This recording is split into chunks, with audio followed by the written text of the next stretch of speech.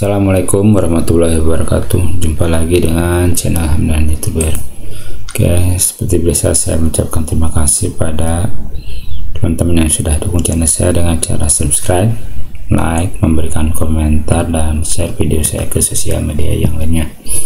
Oke, di video kali ini saya akan menjelaskan cara mengisi sel yang kosong di Excel. Nah, ini saya sudah siapkan sebuah tabelnya ya. Ini tabel nilai pelajaran. Ini terdiri dari 10 siswa. Saya contohkan 10 siswa dulu ya.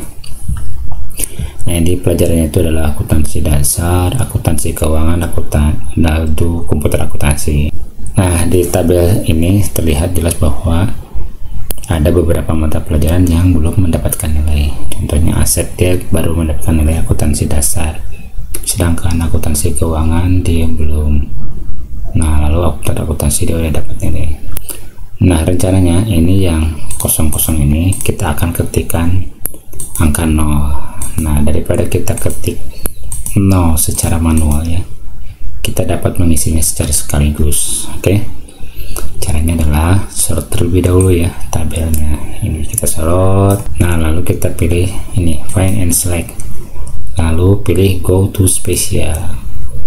Nah, di sini ada menunya itu select, constant, formula, dan sebagainya. Kita pilih yang blanks ya, blanks. Oke. Nah, secara otomatis si kursor mouse akan ditempatkan ke salah satu sel yang kosong. Ini kebetulan di D3 ya, kelihatan nih. Nah, di D3 nih yang kosong. Nah, di sini kita langsung ketikkan aja mau diisi angka berapa nih, karena belum mendapatkan nilai.